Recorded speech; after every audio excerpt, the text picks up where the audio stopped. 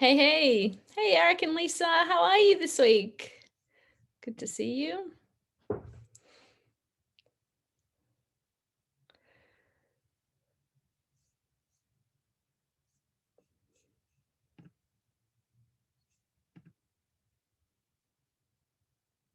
Awesome. All right, I'm all set up on Facebook, I think. That was fast today. Right, we'll just give it a couple of minutes here and then we will be all talking about the immune system today, which will be fun.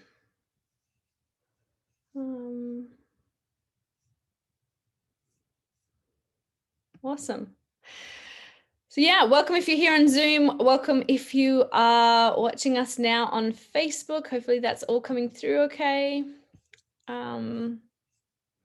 Yeah, today we're going to be diving into, we've been having some more questions about the immune system, so we're going to address some of those. And if you do have any other questions, please start putting them in. You can put them in the chat in Facebook or here in Zoom. And then we'll get those answered for you. Awesome. Okay, looks like we are now live.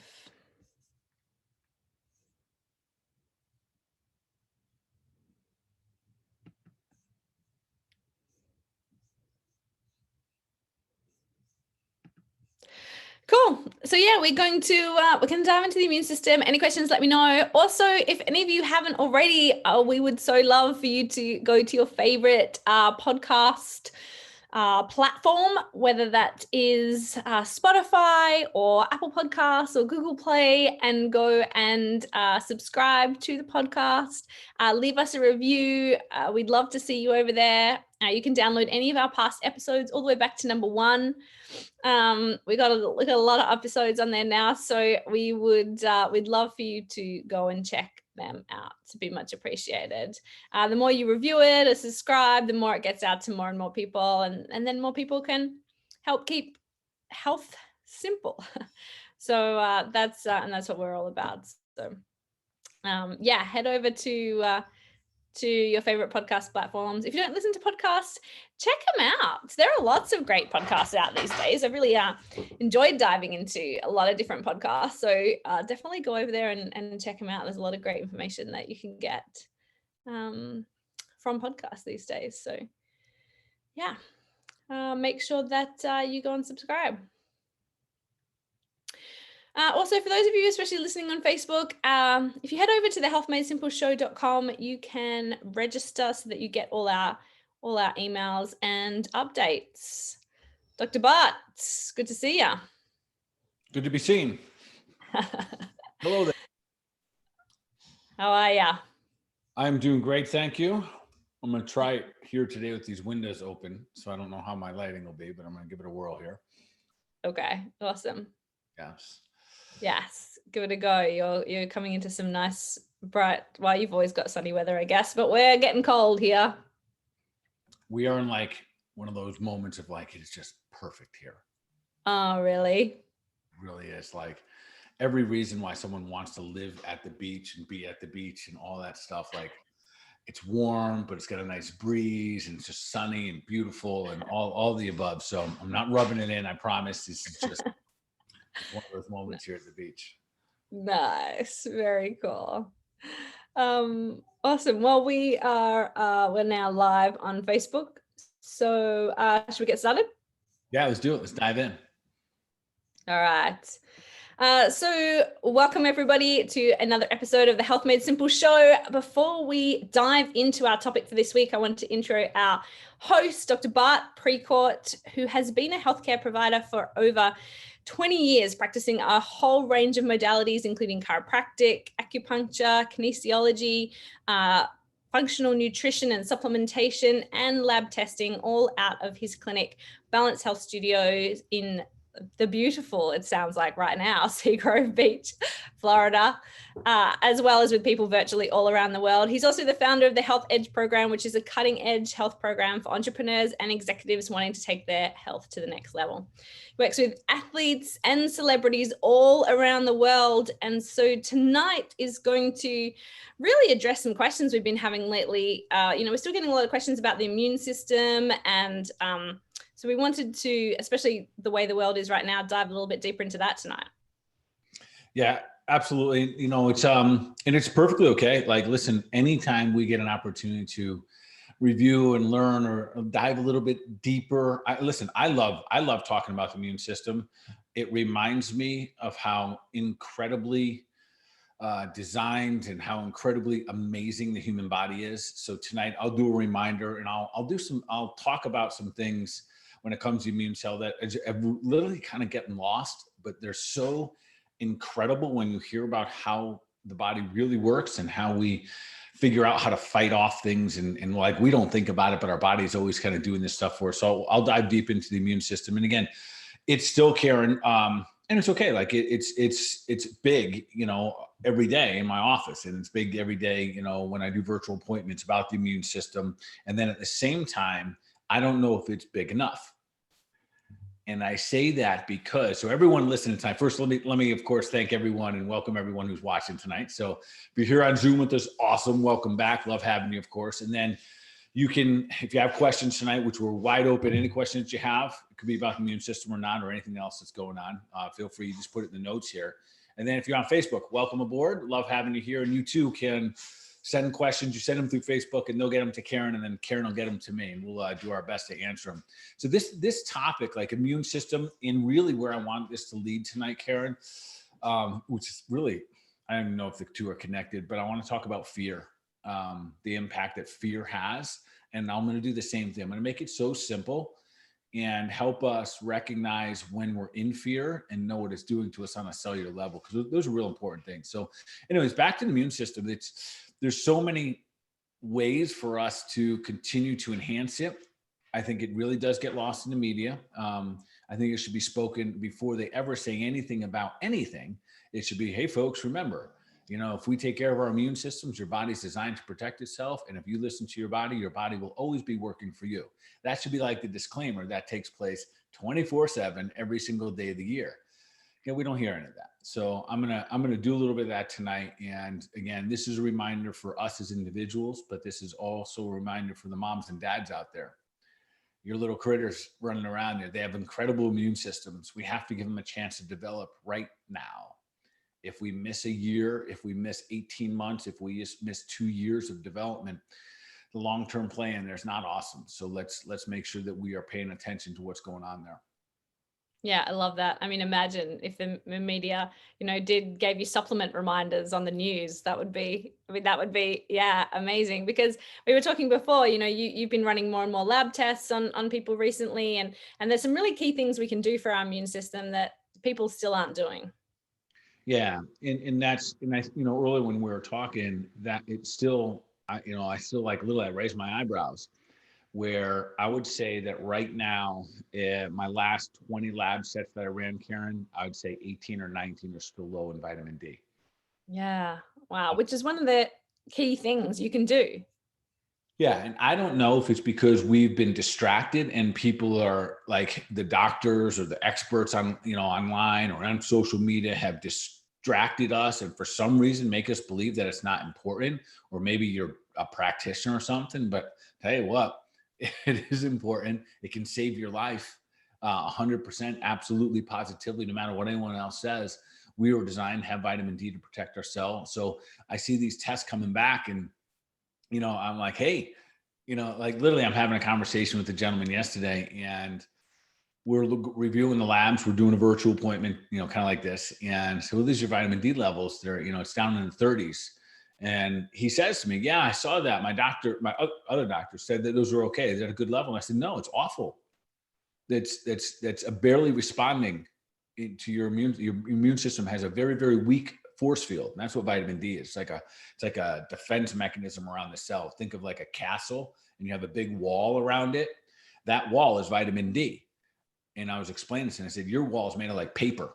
I'm like, anyone through yours, like a virus, a bacteria, anyone that wants in, it's like, come on in, like bring it. And that's what vitamin D does for us. So anyone out there that says like, well, it doesn't matter, but like, they're just wrong. They don't understand science, biology, physiology, the immune system, et cetera. So I had that conversation with them. And of course, we're going to, uptake is vitamin C. And, and I'll share in just a moment what I think we should be doing as the summer approaches and really how strong the sun is. And then, as that changes through the course of a year. And I had a great conversation with my staff today about why here in Florida, so many people are low in vitamin D. It's a decent question. I have a couple theories on that. But there's other things, Karen. So there are really, really important things like you have an part of your immune system, part of your innate immune system is in your saliva. So at some point, I want to dive into the innate immune system too, just a reminder. And I'll talk about, because we test that. Every time I test somebody's adrenal glands, we have a test in there called your salivary IgA. This is how it is, folks. Like that test right there. I'm testing your adrenal glands because we know that your adrenal glands and your stress input will have a big play on your immune system. So we test that. And when we see that salivary IgA, if those numbers are off and you're low, that means literally your first line of defense, which is your mouth, your immune system's not working. Those white blood cells are not prevalent for you. And these are so many simple little things that we can do to regulate those going up, because truth is, and I don't know, how things are going to shake down for you guys in Australia, but here in the States, and no one get mad at me, please, for saying this, but essentially we are through the pandemic and now we're talking about management. That's what it really is. The viral loads are down, less and less people are dying. So we're essentially through the pandemic. But now we have a pandemic or something in the chaos around how do we manage this? And this is going to be real over these next several months. Anybody who knows anything, and you don't have to be politically affiliated to anyone, knows that, listen, the media is not just going to go rest. Yeah. They have to keep the fire fueled. They have to keep something going. So they're not going to let anything just kind of like work its way out. So, here in our country, there's mask mandates are going away, and people don't necessarily know how to manage it. So it's creating a lot of fear. Yeah, well, there's a lot of fear over here too. We've got a little bit of a different situation in that we don't have a lot of COVID cases. We kind of got on top of, if we're talking about that part of the pandemic, we got onto that early. We haven't had people die of it really for quite a long time now. We've really got on top of it, but there's still that management piece because Australia is closed. We're even, we closed our border to even Australian citizens that were in India, in certain countries. We've so the next conversation is how do we broach out in the world again? And people are scared. They kind of want Australia to be shut into our little island away from everything because they are scared. But that's the next conversation for us over here is how do we integrate with the world again? So let's do this. Let's do this. I think that conversation needs to be had. But let's do a quick review of just the immune system, because I want keep sharing this, and I think every one of us could hear this. So again, if you haven't heard us 100 times in the last 100 days, then good, listen again. We'll talk about your immune system and how powerful it is, and why, if you have been exposed to COVID, et cetera. And then, of course, share this out with someone if they're not sure about their own personal immunity and how to develop. This is a good one. Just kind of keep doing things, keep spreading out, keep sharing the love here. So there's something what was called the innate immune system. And that is this built-in intelligence that our body has. And it sounds really fundamental that we have it. And so I'll walk through with it, how it shows up in our life. Like tears, like your ability for your eyes to water, that's part of your innate immune system. Like if a piece of dust flies in your eye, your body's, it's brilliant. And in those tears, you have little white blood cells. And that's how our eyes, even though they're kind of naked, running around, they're fluid, they don't get infected all the time because we have an immune system in our eyes. And that's what the tears are for. And that's why sometimes when we have we got to be careful of getting dry eyes or drying them up all the time, because then they become vulnerable, like in the wind and stuff like that. So most people aren't sitting around using drops to dry up their eyes, right? not to dry them up. Yet another part of our innate immune system is our sinuses, and literally the nasal passage, and us actually producing, well, let's just call it what it is, like snot and a nasal drip and stuff. That is part of our innate immune system. The same thing happens. Something gets up in there, your body releases these white blood cells. It attacks it, binds to it, and sends it back out of the body.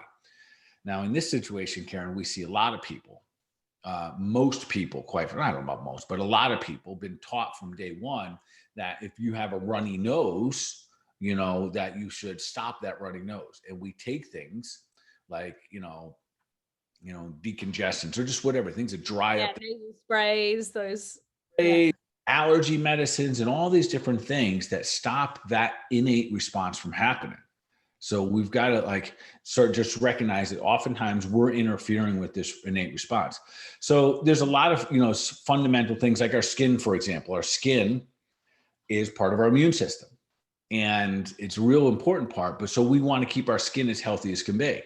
That seems like a no-brainer. But the challenge is we've often been told to completely lather our skin up with stuff. Yeah. Done it for decades. And this was a conversation I was having with my staff today about vitamin D. And I'm going all over the place here. So your job is to keep me focused tonight. I'll come back to the immune system and very specific cells in a moment, but I want to throw this part in about the vitamin D. So vitamin D is, body can produce it. So that fundamentally means that it's actually a hormone, not a vitamin. So vitamin D is in the hormone family, but we can also take it, and that's in a vitamin source. So when you're here in Florida and it's sunny all the time, or people say I'm out in the sunlight, so there's two components. And one, how strong the sun is, how close you are to the sun. We know you go outside and it takes 5 minutes to get fried, you're pretty close. Yep. That reaction, the sun hits the skin, and as long as you have ample amount of fatty acids, those things like your good fats and your fish oils and all that stuff, if you have that in between your dermatome, your skin, and then the fatty acids, and then another dermatome level, then fatty acids, and then the muscle. If you have those fatty acids in there, the sun interacts with those fatty acids, and you produce the hormone called vitamin D, which is pretty cool. Yeah. One of the reasons that a lot of people here in Florida do not have it is because for decades, what do people do when they go out in the sun? Sunscreen. So we down-regulate the largest organ in the human body, which is the skin. So we put these screens, these blocks all over our body, and that goes directly to the liver. The liver then produces histamine, which is something that down-regulates your immune system. And if it down-regulates the immune system, there's no reaction to produce it doesn't require more vitamin D. So we've been standing in our way for a very, very long time. And I share this because some people are like, oh, I got a good tan, I don't need vitamin D. The truth is, if you're lighter skinned like myself, you can produce vitamin D a little bit better. The darker you are, the harder time you have making it and storing it. So that being said, every fall we should be loading up on vitamin D, taking it through the fall and all the way to about early spring, to about this time. And that's if all things were equal. I think like everything's going good. But if you're already deficient, and we should know that because there's easy ways to monitor and measure, or there's like this pandemic taking place, and there's this virus that could be floating around. You're going to get exposed to the virus at some point. That's another reason we would take the vitamin D, because again, remember, on the inside of your cell, we'll say that you're the king or queen on the inside of your fortress. In that wall that is around your castle, that's where vitamin D lives. And you want a lot of vitamin D in the outside, what we call the lipid layer of the cell. If it's there, when the virus goes to get in, it can't get in. Like, this is how fundamental it is for the most part when it comes to our bodies being able to fight off viruses. If we have high levels of vitamin C, we don't let anything through. If you don't have enough defenders out there, it can literally get through, and then it attacks that cell. And then its only purpose in life is to get out of that cell and go to another cell and repeat that process over and over. So supplementation, 4,000 or 5,000 IUs a day, perfect. That's usually a good level. If you've measured your vitamin D levels and you're under 50, then I usually recommend closer to 8,000 to 10,000 IUs, and doing that for 30, 60 days straight. And then you can back off a little bit. And during that period of time, you'll get your vitamin D up. And Karen, That part of it is the part as a practitioner, I want to bump my head against the wall, like hard, like, because it's that simple. Yeah. It's Easy to take. And can you take too much, or everybody, no matter if they haven't tested their levels, they can stick to that 4,000, 5,000 IU? You could in theory take too much. You can now, and I say that, and I gave those dosages very specifically because you'll see in some areas or some recommendations that there'll be certain doses that'll be 50,000 or 100,000, and I'm not recommending those. They're too hard for your body to take in one load like that, and it could be overload because vitamin D is in the family of what we call fat soluble. We store them. So we don't want to become toxic in vitamin D either. So if you're getting your levels tested through your blood, like between 70 and 100 is usually the ideal framework. That's usually a good number to shoot for. Okay. Awesome. So vitamin D, I mean, the other two we talk about is vitamin C and zinc, right? They're kind of the three that everybody should be taking right now. Yeah, absolutely. And zinc, again, folks, why zinc? So zinc, for the most part, we want that to be able to be absorbed into the cell itself. And zinc, everyone at least has heard about, like if you got a cold or something like that, you want zinc. And the reason that we want zinc is that zinc inhibits, for the most part, I'm going to do my best to simplify it. Zinc is on the inside of the cell. If that virus does get into the cell, once it's in there, that zinc will bind it. It'll bind the bad guy. So it holds it. It's got it like in a headlock, and it doesn't let it back out of the cell. So that keeps what we call the viral load down. So I want you to imagine for a second, because the biggest thing about having these cytokine storms and people dying from, in theory, the COVID, the reason that was happening is because the viral load got high. The virus was going everywhere in the body, or overloaded or overwhelmed certain aspects of the body.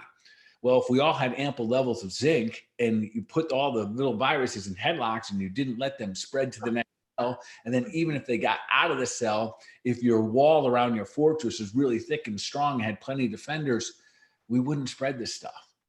So it's, again, this is the reminder. And based on my load of like just different the labs I'm taking, I don't know that enough people are hearing this or paying attention. Because the other part of it is this: listen, there's going to be the fear of, or there's going to be the whisper of a second wave or a new strand or something. And if you got your zinc and you got your D, you just can sit back and be like, "Bring it, I'm good. Like I'm good. I'm a beast. Come on." That way, but it's damn close. It's damn because there's enough statistics out right now. I'm not going to repeat all the boring stats about 85% of all the people that passed away had low levels of vitamin D. I'm not even going to say that. Yeah. So, So it is crazy. So those are some fundamental things you do. I think what's more fascinating about all of this. So we know that vitamin C, vitamin D, and zinc are paramount, that we should still be taking every day. But let's go back to the immune system for a second, because this is part to me that I think we'll just, and then we'll move on after this. But this is the part that makes it a little bit more fun. We have particular cells. So the goal is this. Really, the goal, quite frankly, is to be exposed to a virus, ideally in small amounts over a short period of time or repetitive actions, and your body taking note every time, and it makes a note. Oh, you're a bad guy. You're a foreign guy. And I'm going to write this down, and I'm going to start to create a plan for you. This is what our immune system does. This is exactly what it does. It recognizes these foreign bodies, especially as they enter the body, and they're making plans. If you get a whole big load at one time, your body has to go to war and battle. And then that's when we don't feel so good for a little while. And more than likely, 99% chance or more that you're going to survive that battle. And the biggest victory comes afterwards, because you have things like, you have B cells. We have white blood cells. Those are immune cells. Part of those white blood cells are something called B cells. And what happens is when a virus comes into the body, literally these B cells go out and they attach to it. And anything that has a B attached to it, the body knows, kill it. Okay. No matter where it goes, when it goes, or how it goes. If it has a B attached to it, kill it. And that's how your immune system can use very specific type of very targeted impact from your immune system. So we need a robust white blood cell, like a robust amount of white blood cells. And I'll explain how we get those in just a moment. There's another group of these immune cells called T cells, T as in Tom. So what's really, really cool about these, Karen, is that there's different types of T cells, but one of them is a memory T cell. And this is the part I want everyone to listen to. If you guys have questions, again, feel free to put them in the chat section here or put them in on your Facebook and send them over. Because this is where it gets a little interesting. Your memory T cells, because we've heard a lot about, like, does the vaccines that we're, approaching or using right now, are they developing antibodies? What if we had the virus? Do we develop antibodies? And then for how long? And there's a lot of aloof conversations about that. I'll tell you right now, if you've had the virus, you got the antibodies. That's the reality. Until proven otherwise, you have them. You don't even have to test for them. One of the antibodies, or one of the way that your body recognizes it, so it goes out there, creates all these IgM and IgG cells, and those are ones that fight and then develop an immunity or develop antibodies. One of them is called a memory T cell, and the memory T cell is this: it basically is taking notes of everything about that virus. So even though it was a novel virus, and a year ago we heard so much, oh my God, it's a novel virus, but your body's built for these. This is how humans have survived for tens of thousands of years. It has these memory T cells, and they take every note that they possibly can about it, and they're recognizing exactly what strand and what it is and all the sequences and how it reacts in the body. It makes a mental note, puts it in your pocket. Not technically in your pocket. It distributes it through your entire lymphatic system. And then it also stores it in your spleen. And your spleen is like the memory bank of blueprints. So now let's just say that maybe there's some group of people out there saying, well, natural immunity doesn't work good. We only think that it works for about 8 months. Well, even if it only worked for 8 months, what happens is the circulating antibodies go away, but the memory never does. And this is so important for us to understand. And I say that because really this stems from a conversation of a young lady that came to my office that chose to get the vaccine and regretted it. And she said, what about future ones? And the crazy thing is she already had COVID. And so she had the antibodies. And then she got the vaccine anyways. And who cares why or how, but she did. And she regretted it and doesn't want to do it again. She asked me, and it's my job to help her as much as I can navigate the path of health, with the least resistance here. Says, well, what'll happen in the future? I tell her, you have the memory cells. Yeah. They are in your body. So if you get exposed again, it pulls it out, it looks and goes, oh, I've met you before. I know exactly what to do. And as long as she has a good, healthy system with ample vitamin C, ample vitamin D, ample levels of zinc, then we can do that. So let's go back to the white blood cells. How do we make sure we have ample levels of white blood cells? One, we can check. Here's the other part here. The best thing for the white blood cells, zinc. Okay. Yeah, so we can literally kind of grow these white blood cells by having levels of zinc. But again, if we're deficient in those things, and so then where does the vitamin C play a role? Well, part of those B cells, there's another group of cells. I'll go to these guys, and this is where vitamin C is so more. They're called NKC, and then we never hear about these, but they're called natural killer cells. Like their name, that's what they do. They're natural killers. Their job is to prevent intracellular, from cell to cell, infection. That's their sole purpose.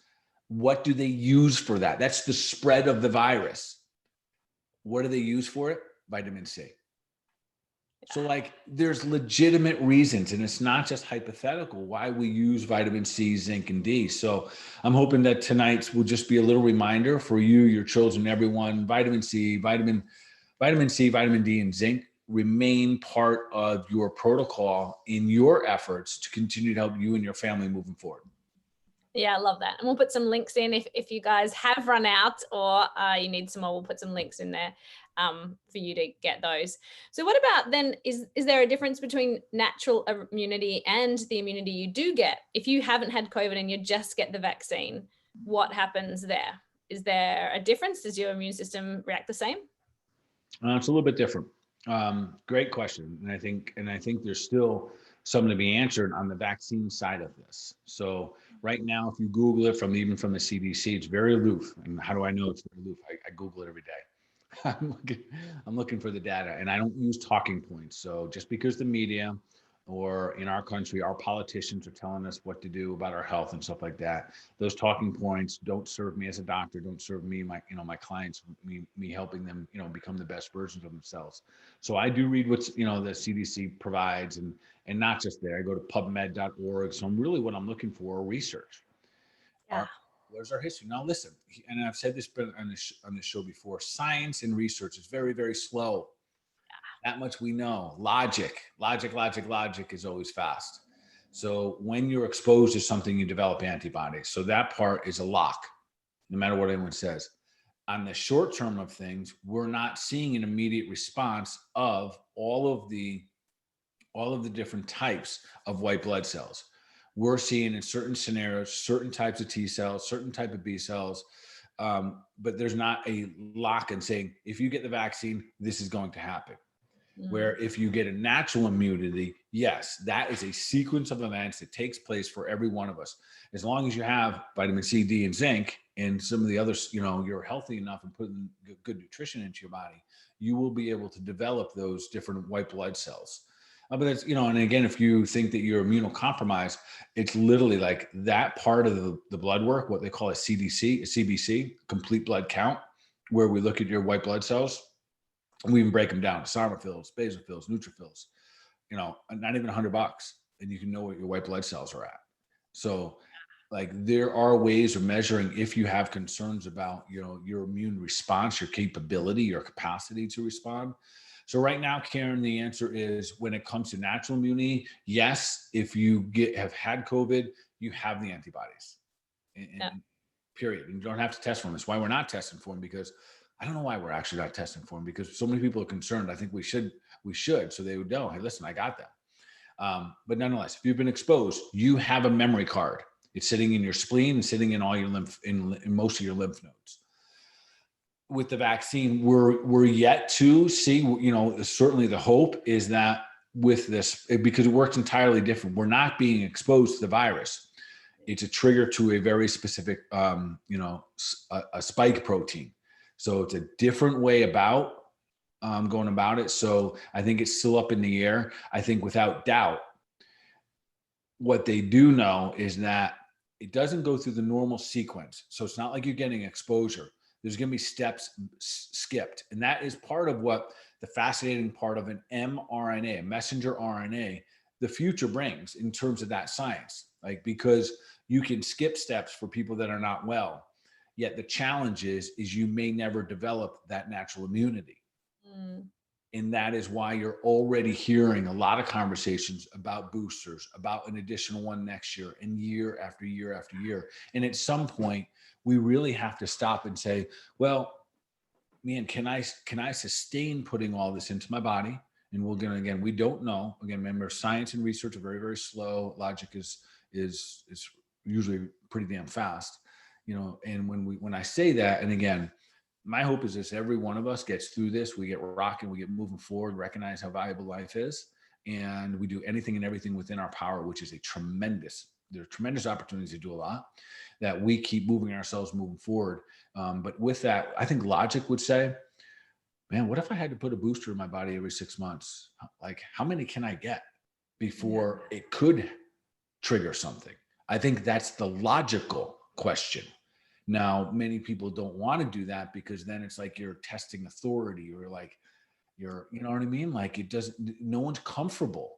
And I know, like, when it comes to social media and stuff like that, it's very difficult. We can't have provoking questions like that anymore, because the moment they get answered, whoever is going to answer them just gets, chastised, if it doesn't fit the narrative of really the media.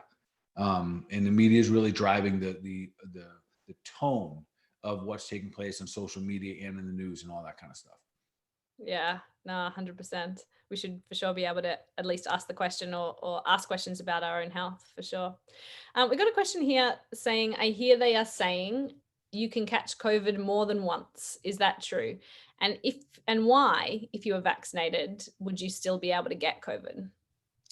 Okay, this is an awesome question. I'm going to answer that on both levels. When it comes to natural immunity, really the answer is no. And that's right on the CDC as well. that there are only a couple cases that has been reported that someone's got COVID more than once. Now, with that being said, we have to take in consideration of poor testing. So because there's so few cases, the reality is that the ones that look like they've had it twice, maybe there was a false positive, or a false positive somewhere along the way. We know how poor a lot of the testing was, how inaccurate it was. Now, with that being said, with the vaccinated people, so of course, I think everyone here knows I'm a baseball fan. I'm a Yankees fan, and the Yankees have, I think they have now 9 either team players or management, et cetera, training staff, et cetera, of 9 players and staff that got the vaccine and then tested positive. And I think that's where this question is coming from. Like, can you get the vaccine and test positive? You still can, because it's still up in the air how effective it is in your body developing antibodies from provoking your spike protein to COVID. That's a little confusing there. I'm going to do my best. And listen, if it's a little confusing for you guys to understand what an mRNA is, I get it. Yeah. It's not crystal clear for everybody. An mRNA is a messenger, is a messenger RNA. Like we have our DNA, which is the blueprint, and then a messenger sends messages. I'm going to try to simplify this, and absolutely, if someone wants to beat me up for not this being perfect, but I'm going to help you understand basically how this works. They have identified the immune response that your body has to COVID. And what they then do is send this messenger RNA out to that spike protein where the body has that massive response and triggers a response. So that's why a lot of people get a lot of symptoms. So we're kind of triggering the response that our body is having to this, but it skips a lot of steps. There's not the natural signaling that takes place in the body. There's so many things it skips. Now, that is also the very reason that so many scientists and doctors out there is really saying that mRNA sequencing is really the thing of the future, because we can skip these steps and help other responses in the body. But in this scenario, we're triggering a kind of a negative effect. And what we don't know is the outcome, because we haven't done it long enough. There are no animal studies. And again, there's no time tested here. So those are we can't defend those because they just haven't taken place yet. So when it comes to getting the virus after you've had it, sure you can. You still can, because you haven't necessarily developed the entire sequence. So we're seeing it. With that being said, Karen, I guess this is on the brighter side. The people that are testing positive don't seem to have as many symptoms or as bad as symptoms. Okay. So again, I'm not like totally anti or whatever. It's just for me, like, I just want the best outcomes, but I'm also sick, and I also have to be fair with everyone that I'm teaching or talking to or sharing my information with, how I would do things in my life. And I still have a massive amount of trust in that the power that made the body heals the body. That is a lot different, because I hear some people go, oh, just going to believe that God's going to take care of it. No, that's not how I think it's going to take place. I believe I'm going to take care of it, but God has given me the tools to do so. There's a big discrepancy when they try to flip those words. So I think you still need to do things. Take the stuff that we're talking about. Take the supplements. Eat from God's garden. Do some of the things we're going to talk about next too. Like, actually, you can't just sit there and eat your McDonald's necessarily. Yeah. So exactly. So we have to continue to level up our health, and then I think logic is always creeping in the back of our minds and saying, what about the next virus? Come in, like. It's definitely coming. Like, whatever it is, we've had the H1N1 before, we've had swine flu and all these different ones. So, and this was, the COVID, whatever 19. So there's others coming. What will be our individual approaches toward this one? And I think, and my prayer is that this past year prepared us to level up the game. So we're prepared, whatever comes next. We know how, like, we've been there, done that. We got this one covered. Yeah. We got another comment here saying I'm from someone I am immune compromised. So I got the COVID shots, Moderna, but I still wear a mask and put gloves on when I put in gas, etc. Okay, and I get it, and I think Karen, that's gonna talk when I talk a little bit, and I mean this in all gentleness, and I appreciate you sharing that with us. I'm gonna talk about the fear component on what it does to our health, and how important it is that what I would have loved to hear this comment saying that I'm immunocompromised, and now I take copious amounts of vitamin C. I monitor my sleep. I literally spend money on measuring. I literally spend money on my vitamins and my supplements. I do things like grounding. I have a breathing technique. I have a yoga practice. That's where we have to go. A virus will, like I said this in the beginning, and I'll continue to say it, it can give you a partial false sense of protection behind a mask and behind gloves. It's not how viruses work. They're just going to hang around. They're not live entities. They're just going to hang around until they find a host, a host, a host, a host. That's all they're looking for. A vulnerable host, one that doesn't have a lot of vitamin D, that doesn't have vitamin C circulating around with other white blood cells. So if that's where you are, the vaccination for some immunocompromised people could be a good thing, and it could be the worst thing. I got a comment the other day on social media, and listen, as doing what I do, and I put myself out there a lot, and I share as much as I can. And I do my best to never make it from a bias. And listen, I'm a human. I have things that I like and things that I don't like, but I do my best to just try to help lead people forward. And I had this one person kind of, ripping on me and saying that, doctors shouldn't be making the decisions. It should be the scientists. I got news for you. There's a reason we don't let scientists see patients. There's a good reason, and it's because all doctors, I don't care what your degree is or what your specialty is, but we practice. And practicing means that we become also doctors of understanding humans and human behavior, no matter what our specialty is, whether it be chiropractic or an orthopedic, whatever it may be. And that is part of what makes us a really good practitioner. And the more years and the more people we have experience with, it gives us better insights on how we can help that individual achieve what they want. Now, with that being said, Karen, in the world that I am, paying really close attention to all kinds of things, like literally how you carry your body, so I understand where your energy is, or how much your eyes glow, your aura, and all these things. It's been things that, it's the way I practice. I've been doing this for 24 years. That it's really important. Any practitioner works with the body, works with minds, which is patience, right? Over time, you figure out you literally can see a patient and go, oh, this is their constitution, the way they're built physically. Some people are long and lanky, some are short and wide.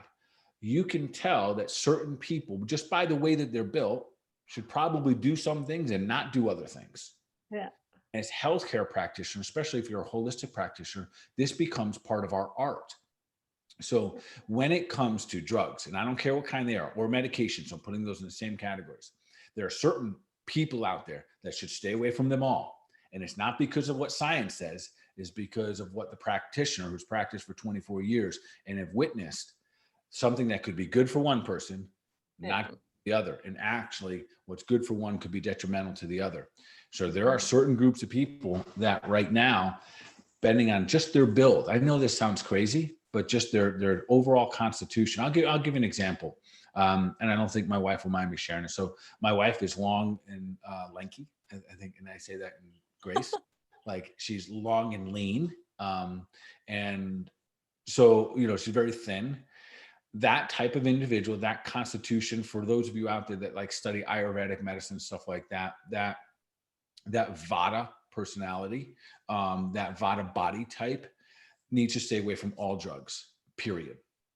All drugs, marijuana, LSD, cocaine, all of it, vaccines, all of it. And one of the reasons being is that their body has super high responses. So those people that have that body type, I'll give an example, real life example. And again, I know it's a little off the cuff here, but it's real. So let's just say I have two guys and they're both smoking dope every single day. We can look at their body type and for the most part recognize which one's going to have more anxiety than the other. Wow.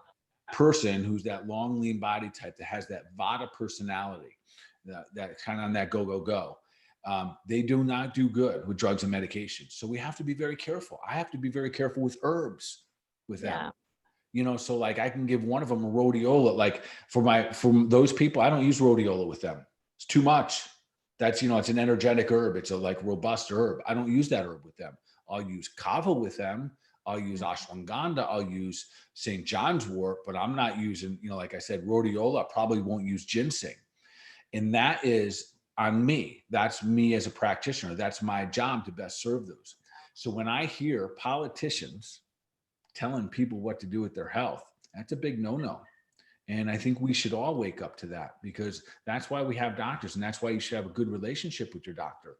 And they should get to, hopefully they get to know you a little bit, and they'll also recognize when sometimes, hey, what's good for them is not good for you. Yeah. Those things, Karen, as subtle as they seem, are so, so important. So there's absolutely, like, my wife won't take an aspirin. Yeah. And it's not her philosophy. When a foreign body comes in and changes her biochemistry, doesn't do her good. So we need something that supports it, right? From like a vitamin or mineral or an herb that's supportive, but definitely not stimulatory. So when those types of people take something that shuts down or provokes something like a spike protein, they're the ones that are having these. There's some of the groups that are having these. Then after that, a cytokine storm. And these are real. Anyone here, you guys, listen, people are having symptoms, not everybody. And that's why I can't say it's a good or bad thing. We have to start using some logic when we start to make these decisions. Like if you go to VAERS right now, which is the Vaccine Adverse Episode Reporting System, on CDC's website. This is on CDC. This is not like some, person who just absolutely hates vaccine. This is on their website. We've had over 4,000 deaths reported just this year. Wow. It's crazy. But you listen, it's not going to be on Facebook. It's not going to be on social media. It's certainly not going to be on prime time, but it is on their website. Yeah. And what makes that so significant, Karen, I think this website has only been around for 15 years, but let's say it's 15 years. In 15 years combined, there hasn't been 4,000, but since January there has. So are there adverse reactions for people? There absolutely are. And that's where understanding your own body, understanding what's taking, and listen, we still don't know about the long term. I know I'm kind of going sideways here, but I think really what I'm trying to say there is that when it comes to the vaccines and taking things, I think logic has to step its foot up first and back off on the fear. Because fear to me right now is what's becoming the most detrimental thing in our country and probably in most countries around the world. Yeah. And why do I say that? Because yes, and I get it. Listen, I love motivation and everything, and you can use fear for fuel, you can use pain for fuel, absolutely. But sustained fear, you cannot. Not the kind of fear we're seeing right now, or that's being spread by the media. And I love though that we just reiterated how much everybody is different, because I think we often forget that when we are talking about vaccines or drugs or reactions to COVID, or even if it's high like blood pressure medication or diabetes medication, we often just say, hey, you've got this, everybody take the same thing. And we are all different. We all have different reactions to things. We've got a comment in the chat here that they're similar to Kelly and have severe reactions for drugs, a similar constitution. So people do, they're going to have different experiences because we're all different. Yeah. And we can't lose sight of that. And that is, that's one of the things, here on our Health Made Simple show that's one of the things I want to share, that we are individuals. The beauty is that things like vitamins and minerals are forefront for all of us. Like your body's born with them, you need them, we all need to survive. It's really the outside in things that are going to have the most potential detrimental effects. So again, you're absolutely right. Every one of us is different, but it even can be sometimes, especially to herbs, not so much vitamins and minerals, but to herbs. People can be pretty sensitive to those.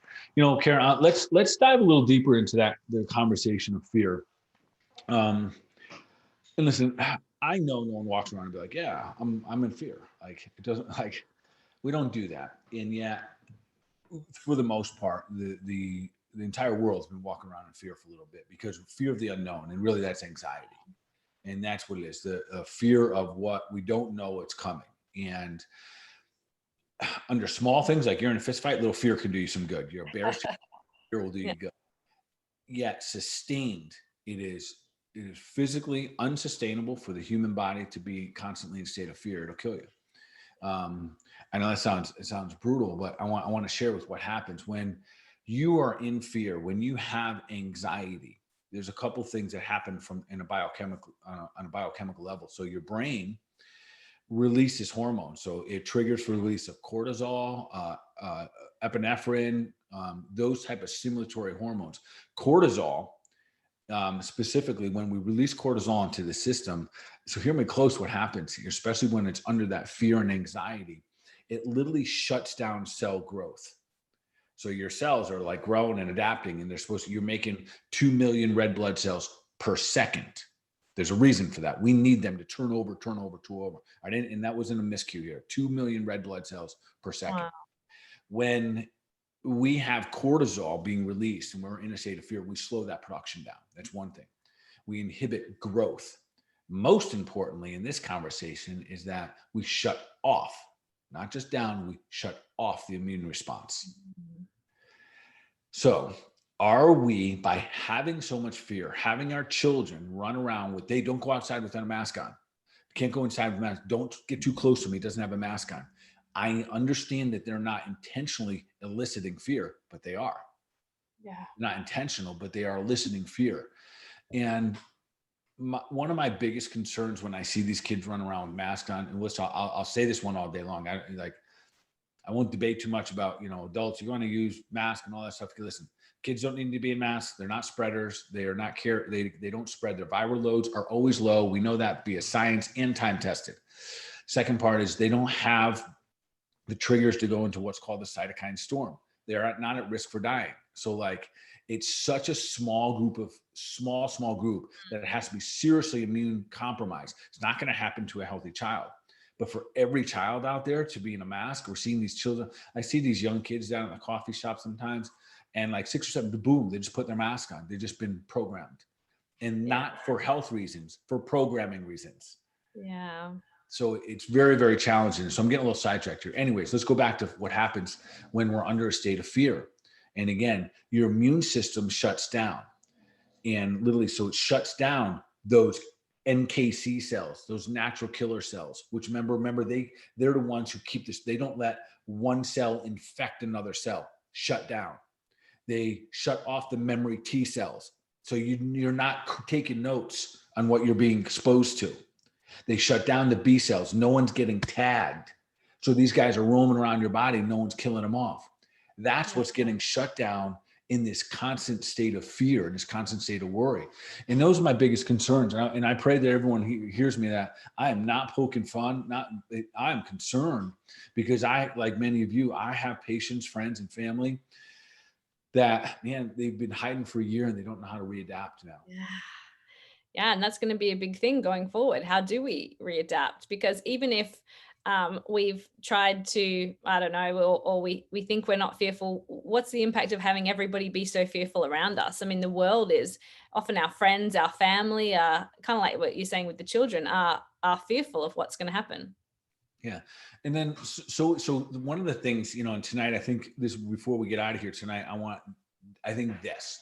So we recognize there's a lot of fear out there. And I think everyone has watched a little bit of media. You're like, whoa, I think you shared here tonight about we were talking before the show. Yeah. And one day here in Australia, we had, a bunch of news about COVID. I mean, there was 2 new cases because we're Australia.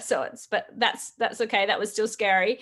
And then the same day, there was China invading Australia, was on the news apparently. And then also, top expert in Australia says we should expect a terrorist attack soon because we've left ourselves open. So that was the news for that day. That was the media on one day here in Australia, which is probably one of the safest and cruisiest countries in the world. But that's what our media is constantly feeding us. Yeah. So, and just so we know, everyone listens, we're not the only ones that do it. This is how it operates now. It grabs our attention. Fear is the most predominant thought that we have. So, and negativity is. So we have to be fear detectors.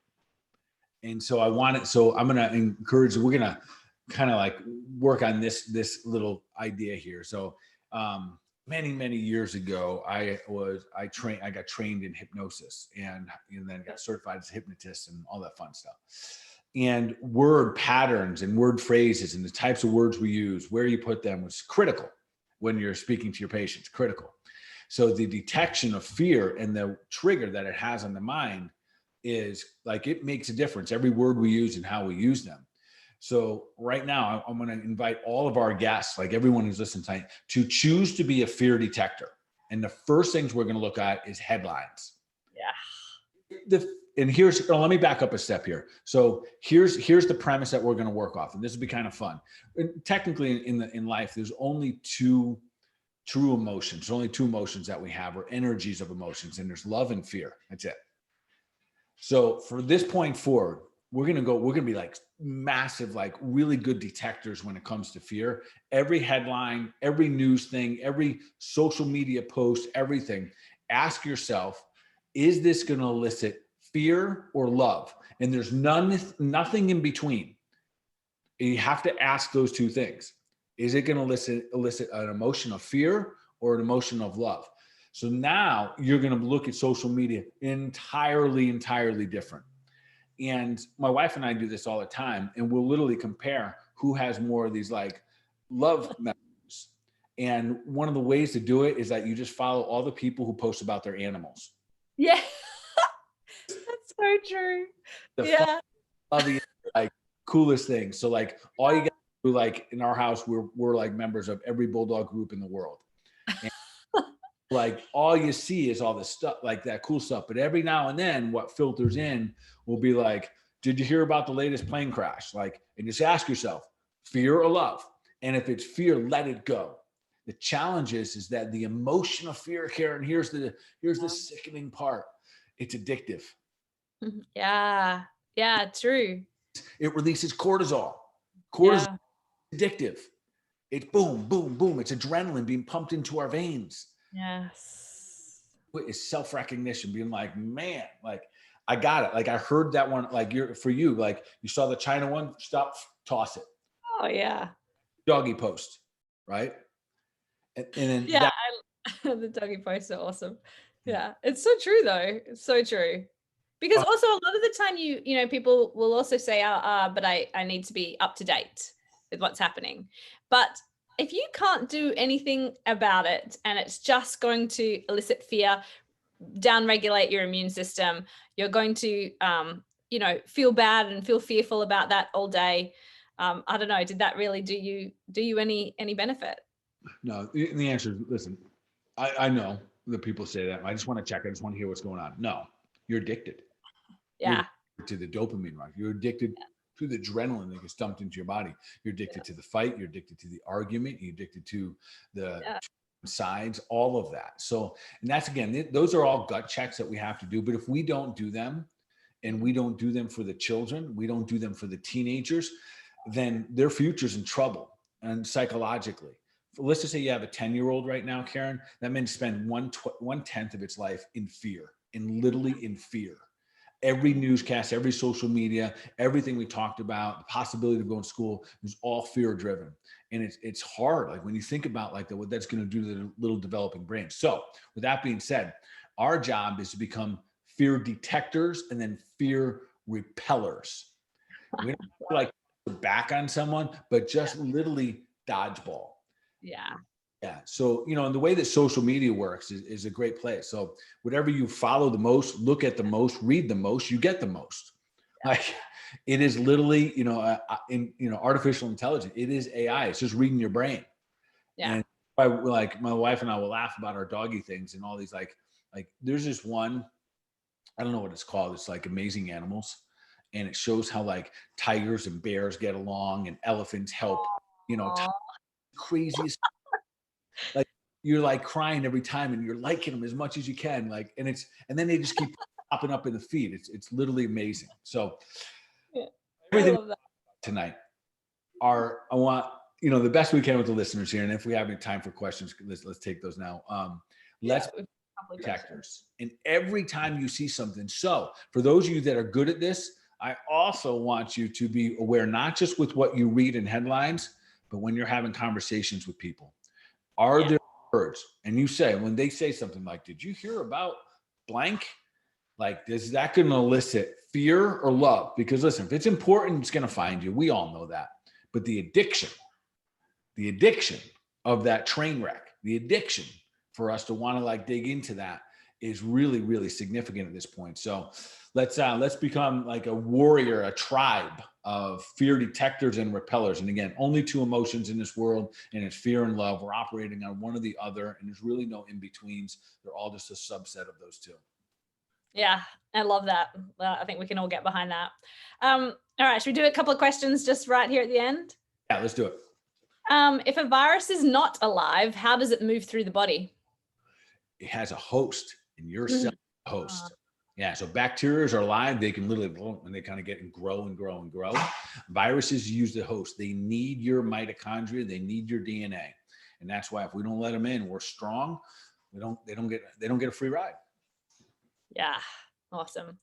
Okay, next question here is, my chiropractor has suggested that I take vitamin C with rose hips and acerola. Is it acerola? What are the benefits of rose hip and acerola to my immune system? Man, I believe both of those are like natural sources of vitamin C. I could be wrong. Yeah, so they can help that. So I always use a full complex vitamin C, so we're getting it from a plant and animal source. So that is always my favorite. I'm not a huge fan of it again, and I didn't say it tonight, but I'm not just talking about ascorbic acid. I'm talking about the full complex vitamin C that you can get from a plant or animal source. And that has things like vitamin J and the bioflavonoids and all the vitamin P and all that kind of stuff in there that help it do its job with your body. Yeah. Okay, awesome. And the last question here, do you think that we've weakened our immune systems with masks, hand sanitizers, and less exposure to germs? Yeah, I absolutely do. And I think anybody that has been in healthcare and understood and took biology 101 or immunology 101, yeah, the way that we get stronger is through exposure. And so there's no doubt about that, Karen. And that is another concern. Like, it's my concern for your entire country that you have no exposure. No exposure over here. We've literally had, I think it's up to, there's been 200 cases in our whole state or something. So if you're not exposed, it's like taking a punch in a fight. If you've never been punched in the face, when you get punched in the face, it knocks you out. So yes, absolutely. So it is okay to get ourselves exposed. The more that we inhibit this natural exposure through our skin, like the hand sanitizer is literally killing off our microbiome on our skin. And that is where your white blood, that is where your immune system starts. So we can't always do that. We have to let this natural innate immune system do it by wearing a mask. No doubt. Remember what I said, saliva is where the initial immune response happens. That IgA, that SIgA that we can test in a normal saliva test. Once that signals the brain, it signals the body, it signals the lymphatics to then release other types of white blood cells. If we're wearing a mask on a regular basis, I'm not just talking about COVID, I'm talking about everything. We're inhibiting that natural thing. I think I shared with you guys one time about one of the reasons I am the weeder for my lawn. Like I am the lawn guy. Okay. So what's really interesting about when you pick weeds, there's a natural dust cloud that comes up. This is really cool stuff. You don't see it with your eyes, but it's a natural dust cloud that comes up. And those are little microbiome, little bacteria from the earth and from the ground. Those microbiome literally go up in your nasal passage and into your mouth. And that there is the absolute best way, better than a probiotic, and building your microbiome. Wow, there you go. We need to breathe in pieces of pollen. We need to bring in all these environmental things so we can go, oh, gotcha. We develop a memory. We develop those little beasts. Oh, you can't be here. And it jumps out. We need to keep these things active. But if we've been covering up and hiding and running from it, we don't do it as well. And I don't think that's an argument that any doctor or scientist would argue against what I'm saying here. They might argue, well, we needed to, but to that question, do I think that we've weakened our overall immune system? I do. And I'll add to that. I think we've weakened it that way. I think that we've had a nation or a world full of fearful people, angry people put in there, and people that aren't taking care of themselves when it comes to nutrition. In our country, I said this before, sugar and alcohol sales are through the roof. Crazy. I know. Yeah. Now, Karen, now that we know about the immune system and now that we are fear detectors and fear repellers, and we know that there's only two emotions in life, two energies, and that's love and fear, and we detect this, now we can start to slide pretty good. Yeah. Love it. All right. We're going to sneak in two extra other health questions because we do love, you guys can ask anything you want on this show. So a little bit off topic, but if you do intermittent fasting with a 6-hour eating window, does it matter if you have 2 or 3 meals? No, it does not. No, have as many meals as you like just within that time. That becomes your eating block. So you'll eat a meal, you probably won't be able to eat that big of a meal. An hour or two later, you want to eat again or even snack again. The goal is that if you're doing a 6-hour block, beautiful. 18-hour fasting, rock on. Like, that's solid. That's anti-aging. That's leveling up your health right there. That's great. Love it. And another one, a friend has told me that certain vitamins can cause or activate cancer. I don't believe it, but what is your opinion? Yeah, that's a big no. Yeah. Listen, vitamins are things that make our body essentially function. So that, I'm not, no. Cool. Awesome. All right. Well, that is all our questions. So thank you so much. Last question. Oh my gosh, I almost forgot the last question. Our last question. What is one action people can take from the show tonight to move them towards their goal of becoming superhuman? Repel fear. That's it. Yes. Boom. Mic drop. Repel fear. I think that's one that the whole world needs to hear right now. 100%. So thank you so much, everybody, for tuning in. We'll be back same time, same place next week for another episode of the Health Made Simple show. And then once again, thank you guys for joining us. Keep doing the thing, keep sharing out, keep spreading love here. We appreciate you guys coming back every week and asking all the awesome questions. So as usual, continue to level things up, continue to take deliberate action for your mind, your body, overall wellness, and you all be awesome.